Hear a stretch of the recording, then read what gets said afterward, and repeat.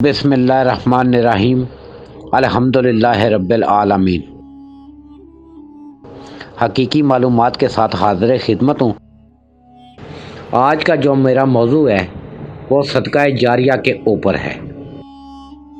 Video شروع کرنے سے پہلے میں آپ سے گزارش کروں گا کہ ہمارا چینل حقیقی معلومات کو سبسکرائب کریں تاکہ آنے والی ویڈیو کا نوٹیفیکیشن آپ کو ملتا رہے۔ صدقہ جاریہ سب سے پہلے میں یہ بتاتا جاؤں کہ صدقہ جاریہ کس کو کہتے ہیں۔ صدقہ جاریہ وہ کام ہے کہ کوئی ایسا کام جو کوئی شخص کرتا ہے اور اس کے فوت ہونے کے بعد بھی اس کو اجر و ثواب ملتا رہتا ہے، یعنی اس کے دنیا سے سفر کرنے کے بعد بھی اس کا اجر و ثواب ملتا رہتا ہے، تو اس کو کہتے ہیں صدقہ جاریہ۔ یعنی وہ دنیا سے چلا بھی گیا تو اس کا اجر و ثواب ملا، اس کو صدقہ جاریہ کہتے ہیں۔ اور اب میں آگے یہ بتا دوں کہ بہترین صدقہ جاریہ کیا چیز ہے جو اس کو مسلسل ملتا رہتا ہے، اس کی زندگی دنیا سے چلے جانے کے بعد بھی اس کو ملتا ہے۔ وہ ہے سب سے بہترین صدقہ جاریہ، یہ ہے نیک اولاد۔ یعنی اس نے اپنی اولاد کی اس طرح پرورش کی ہو کہ جو حقیقی معنوں میں محمد والے محمد صلی اللہ علیہ وآلہ وسلم اور نیک کام کرتی ہو۔ اس کے والدین نے اس کی ایسی تربیت کی، پرورش کی کہ اس نے نیک کام دنیا میں کیے، تو نیک اولاد بہترین صدقہ جاریہ ہے۔ نمبر 2، اس کے علاوہ جو ایک صدقہ جاریہ کی دوسری بھی چیز ہے کہ کوئی شخص دنیا میں ایک ایسی چیز قائم کر گیا، یعنی دینی درسگاہ قائم کر دی جس میں روزمرہ لوگ دین کا لیسن سیکھتے رہے، دین سے اشنائی حاصل کرتے رہے، تو یہ بھی بہت بڑا ایک ایسا عمل ہے کہ جو شخص وہ چیز دینی درسگاہ تعمیر کر گیا یا ایسا بندوبست چھوڑ گیا کہ جس کے بعد لوگ فیض یاب ہوتے رہے، تو وہ بھی صدقہ جاریہ کے اندر آتا ہے۔ اس کا مسلسل ثواب اس کے زمرے میں اس کو بھی ملتا رہے گا، کیونکہ اس نے اس کی ابتدا کی تھی۔ اب وہ دنیا میں موجود نہیں ہے لیکن وہ بھی صدقہ جاریہ کے زمرے میں آتا ہے۔ نمبر 3، صدقہ جاریہ کے طور پہ جو تیسرا چیز ہے وہ ہے دعوت تبلیغ۔ جو لوگ دنیا میں دوسروں کو تبلیغ کرتے رہے اور جو لوگ ان کی ہدایت سے آگے، یعنی اچھے کام کرنے شروع کر دیے، انہوں نے جو نیکی کے کاموں میں بڑھ چڑھ کر حصہ لیتے رہے، یعنی دعوت تبلیغ کے اندر آئے، جنہوں نے ان کو دعوت تبلیغ کی اور جو ان کو ہدایت نصیب ہوئی، تو یہ بھی صدقہ جاریہ کے اندر شامل ہے۔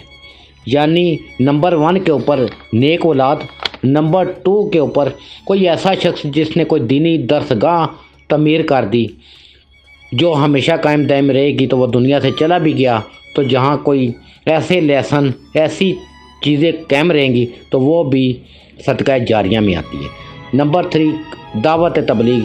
کوئی بندہ زندگی میں تبلیغ کرتا رہا ہے تو اس سے کوئی لوگ، کوئی بھی حضرات جو اسے فیض یاب ہوئے تو انہوں نے نیک کام کی طرف چلے گئے، تو جب وہ نیک کام کریں گے تو جس نے تبلیغ کی تھی اس کا ثواب اس کو بھی پہنچے گا۔